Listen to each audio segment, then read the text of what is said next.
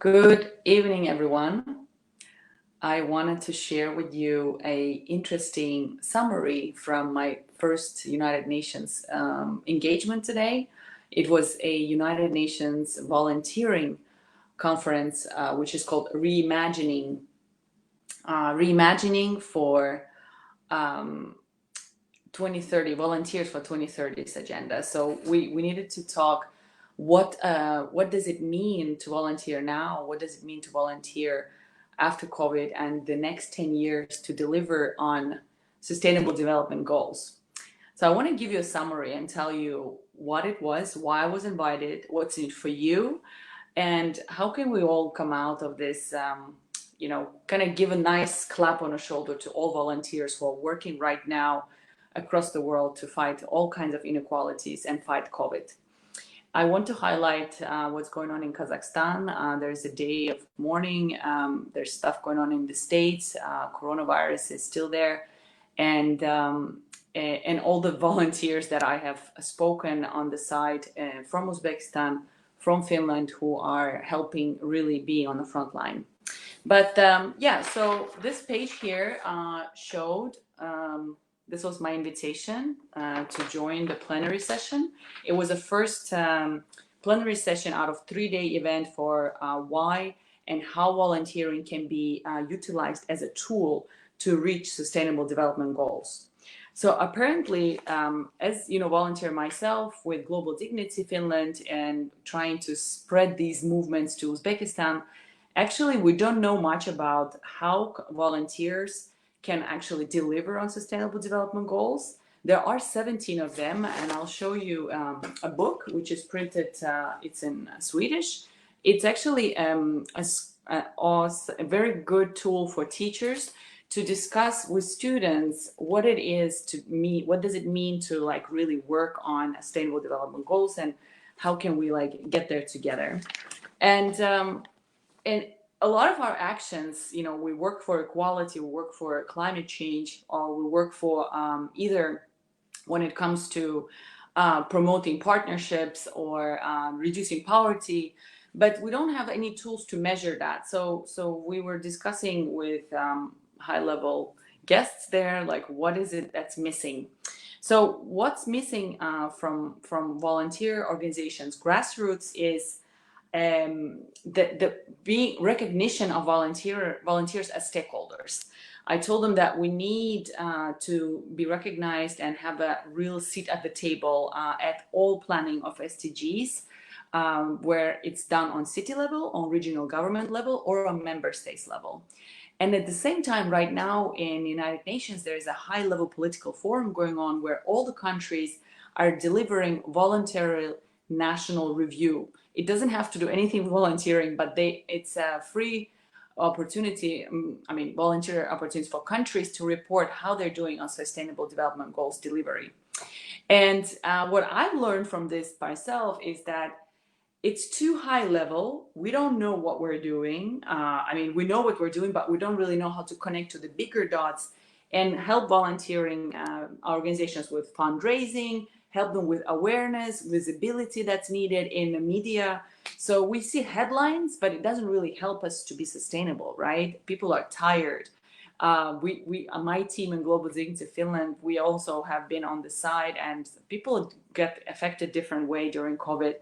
But in any ways, what I said, what's going on in Finland, which is one of the great countries to volunteer, is that there is more opportunities for cross-sector cooperation. So what does cross-sector mean? It means when you're an NGO, you can work with companies, you can work with the state,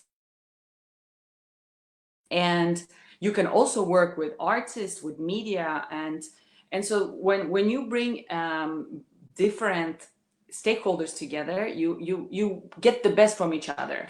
So if you remember, I did this webcast, community resilience, and there one of the participants, Johanna Mai from Tallinn, from Estonia, she's a tech entrepreneur for volunteer management app. She, said the best story, success story for volunteering we had with the global hack. And you know why? The global hack, the crisis, it was done across Europe. She said because it was led by startup community, so it was much more organized. The tech really gives this visibility. And so we have the cross-sector collaboration. I said we need to have more experiments in political policy making. So, and that's connected to Citra Lab experience I had.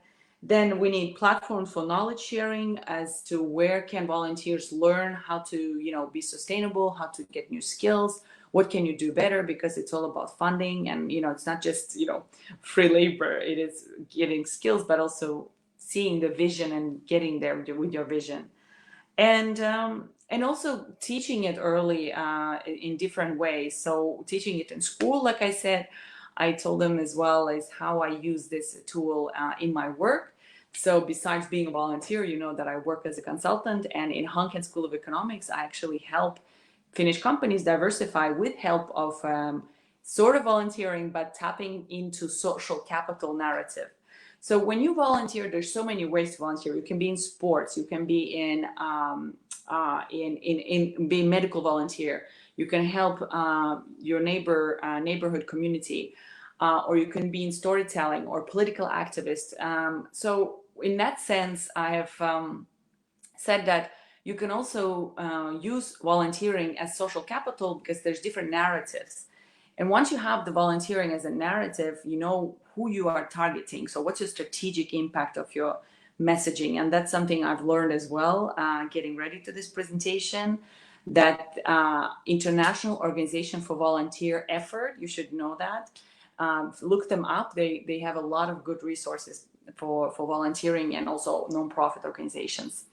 So I said, when you use social media capital perspective, it connects volunteering to economic growth and economic, mindset of companies, because companies now want to do what?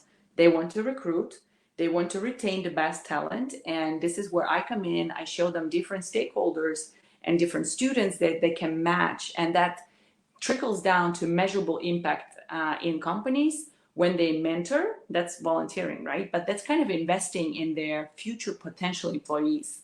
So they get to promote the employer brand, get to engage with potential employees, and get to retain those those employees who are volunteers as mentors. And that is measurable impact by looking at what it costs to recruit an employee. So in Finland, Hofstede Insight said that it costs 10 to 20,000 to hire, and hundreds of thousands euros to lose an employee who is not being retained. So there's a great value into that. What I also offered is the different ways to look at what are the tools of volunteering to achieve social equality. And that's when we look at inclusion element of volunteering, so that everyone gets to volunteer. It's not just for young people. And so all the different member states, they need to check how and what are we looking at, what narrative do we use when we promote volunteering in member states, but also how SDGs are involving, deliver SDGs with volunteer help. And there was interesting mention of that a lot of times there is companies or like volunteer organizations from the north, they go to south. So like basically from Europe or from North America, they go to either to Asia, to South Africa, to countries where volunteering is not developed, so that it needs to be ethically utilized, so that it's not always that only one way volunteering effort goes. You can also go from developing countries to developed world. But of course, there are different problems getting a visa. There's lots of unconscious bias as well. And so there is still also anti-racist approach in global citizenship, promote volunteering and sharing practices and turning into social innovations, and really like connect on level of Ubuntu. I keep saying that Ubuntu is I'm you because you are me, so that nobody has that level of like superior or inferior, because when you volunteer, you're on the same level. We share the passion, we share the bond. It's kind of like speaking same language. So So yeah, that was my summary, and I wanted to spread the message to you, what's in it for you. So if you volunteer, you should ask your organization to talk about this UN volunteering, and that you should be part of the, like, you should be the stakeholder taking part in different sustainable development goal discussions. If you haven't volunteered, you should ask those who do, that the value that they bring to communities is huge. So it's no longer nice but necessary, and it's been like this since I did a TED talk about this. We have to make this available, and no money spent on volunteering visibility, making it to headlines, is wasted.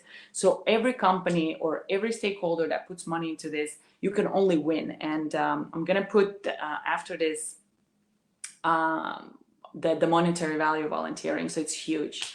And how we can come out of this together, I do want to leave with this idea that when we work, regardless where you are, we can not only think of just earning money from, and feeling the belonging just comes from that perspective. I think we all are wired for connection, wired for kindness, to help each other, to be part of community, and we're all are wired for trust. And so being in Finland, knowing that we need trust and social capital to, really come out of this situation together forward, try to think, what is your way of looking at how do you contribute to sustainable development goals, and use your voice in your organization and say how you can help volunteers from wherever you stand to be considered as a valuable, as constructive stakeholder of these high level discussions. Otherwise, if people don't know sustainable development goals, and I did a poll here, we had 46 people who said, yes, I know what SDG is, but then I had 8 people did not know. And these are people well connected on the internet. So that's every 6th person did not know what it is. So we need to really spread awareness. Yeah, that was it. I wish you a great evening. It was a true honor to be there. I was supposed to be in New York. Well, now I was at home. But yeah, I look forward to push this forward. Social capital should, of course, be still researched more, and to promote the anti-racism approach, to build volunteering experiences for everyone, so that leaving no one behind and leaving no volunteer contribution behind. And yeah, and on the last note, I want to say how I could make volunteering visible to you. So if you have one passion, one job, one task, you're like a one dove, like you fly in as one dove.